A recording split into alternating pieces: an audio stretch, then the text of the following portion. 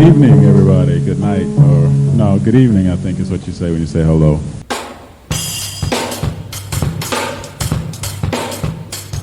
Talking Dirty with Maestro. Not just numbers, Not just stats. it's about what they mean. I'm going to send to you the information.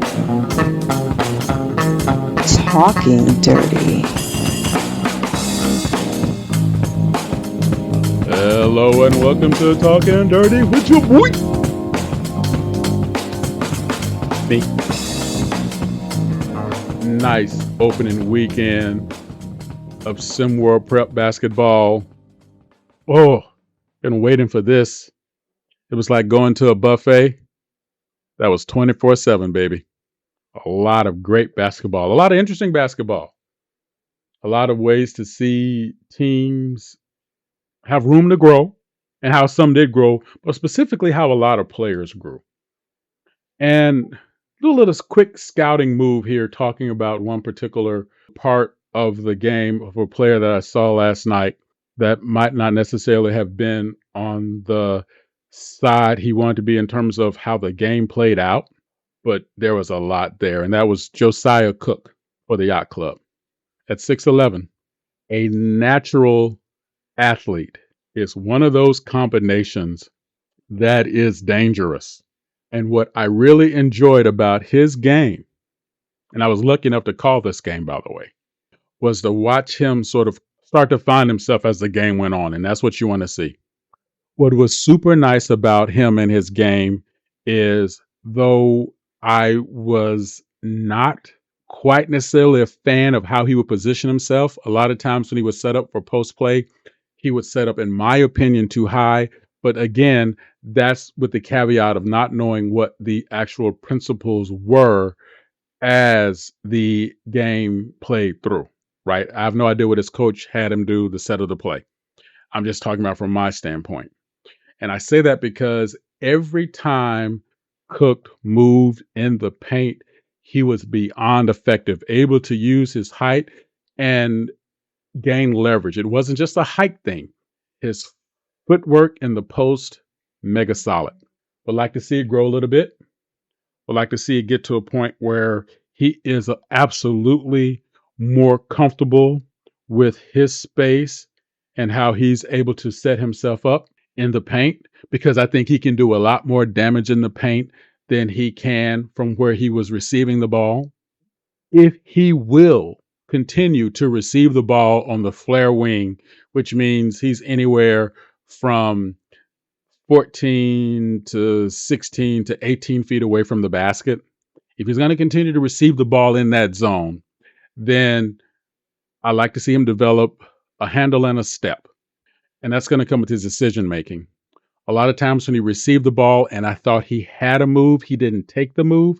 And maybe it's because he did not recognize where he was, or maybe it was because he was waiting for someone else to make a move. Those times, it seemed to be a lot of players who were sort of standing in place, not quite a clear out, but also not quite an ISO. I could see him kind of getting caught in the middle there. First game back in the season, a lot of things are going on. A lot of people trying to catch up, a lot of people trying to get it together. And all of a sudden you're stuck there and the clock actually means something now, right? So with that happening the way it is, to see him catch the ball out like that, someone should have been cutting, someone should have been moving, which would have helped him because he seemed to be a really good passer. So why not take advantage of that, right? With his athleticism, it'd be nice to see him develop a first or second step move that will allow him to, at the very least, get free, even if he cannot make it to the basket, though it would not take much. At his height, from 16 feet, 3 steps, easy. 1, 2, 3, up, choose violence at the rim. Give or take, that's kind of what you want to isolate. I'll do a not so heavy metric pod on that in terms of the expectation with a person's height, step length, and things like that. From how far out do you need to be as a big to only take 2 steps to the basket, 3 steps to the basket, that kind of thing. He's definitely a candidate for that, because if he can add that component to his game with what else that he does so well, that would be really good. Really good to see his development across the way. Really good to see what he's able to continue to bring to the table and see how he continues to grow. And he's on a squad where he's going to have a lot of help because he has what? Cats who know how to pass the ball, cats who know how to move. And he's on a team that is a natural fit for transition basketball. The Yacht Club last year, in my opinion, was one of the absolute best teams in the transition game. I think I've said that multiple times between the post up and on air. And I'll say it again this year. When they work in transition, it is a thing of beauty. It is like the Lakers Showtime game back in the day. And it's great to see. And they're also very successful. When they get stagnant is when the air comes out of the ball and we don't quite see that same energy, that same motion, the things that we want to see. And once coach develops that, oh, fam, it's going to be nice. Keep at it, Josiah. Great job. Great to see you play. Can't wait to see what you're going to do the rest of the season. Everybody, catch you on the other side.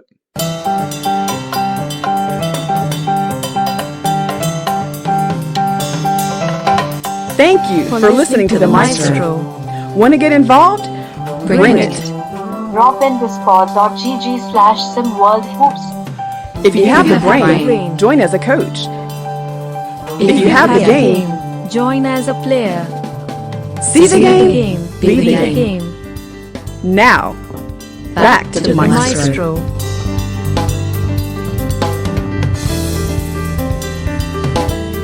Sorry. We'll be right back. Okay, we're back.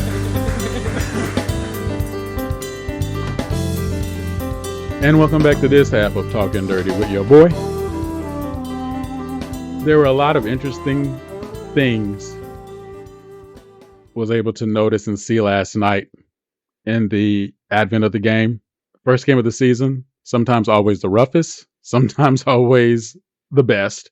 Eventually everything averages out, right? So let's talk about one thing to see how teams are able to build on what we saw last night. I want to talk about three common, I won't say errors, but three common impact points of the game as opening night continued on. One of the things I'm going to talk about is how teams who were successful in offensive rebounds turn those offensive rebounds into points. Specifically, and I'll go with what we talked about here with Queen City Kings at one point, 10 offensive rebounds, and they had 26 points in the paint. Now, of those points off of offensive rebounds, it was a pretty high number. It was almost 2-1. It's just what we talked about this before, just at that elite number you want to see. You're never going to go wrong if you turn offensive rebounds into points. Not everybody was able to do that. There were a lot of teams who got offensive rebounds and then bad decisions were made because passes weren't made to players in point, in movement, in leverage. So that was one thing that was kind of consistent last night. Again, I'll give it the first night jitters, the first night gimmies, the first night, whatever you want to call it. The next thing that I saw that I would like to see a lot of teams correct is how they operate in their spacing. A lot of teams were crowded beyond the top of the key. And there's absolutely no reason for that because the rim is at the baseline. So why do I have three players in some cases within an arm's length of each other at the top of the key? That should never happen. And again, that could have been uncertainty of play principle, uncertainty of floor positioning. A lot of things could have added up to that, right? However, it kept happening over and over and over again.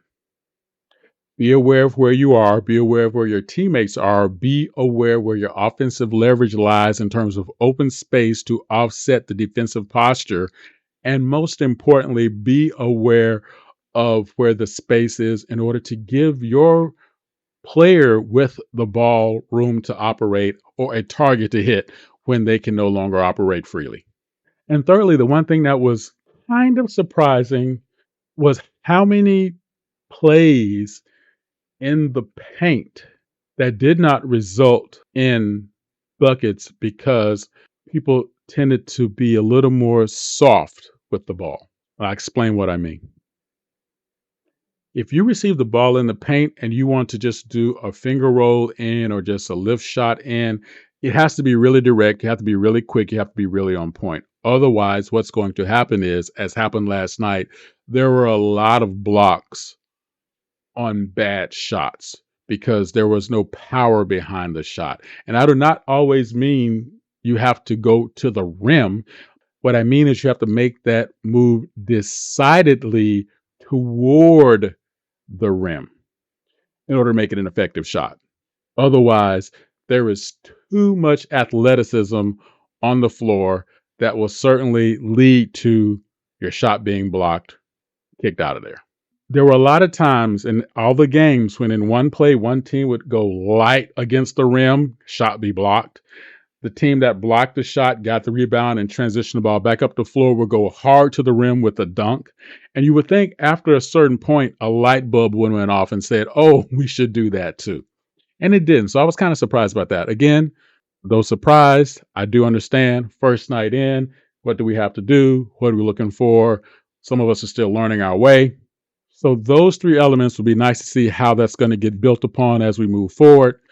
Really like to hear what some of you think after your first night in SimWorld Hoops. How do you feel the games went? What does that portend for the rest of the season? Really nice to see, really nice to think about, really nice to hear. Hopefully you guys had fun. I know I did.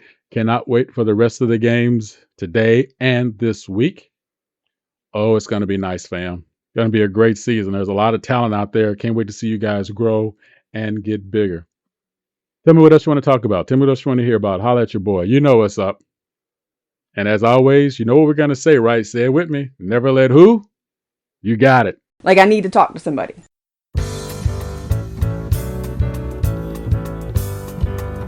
Thank you for listening to Maestro.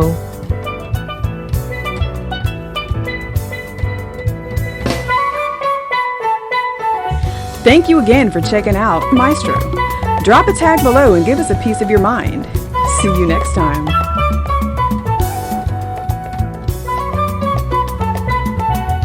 Well, thank you for your time. Have a wonderful day.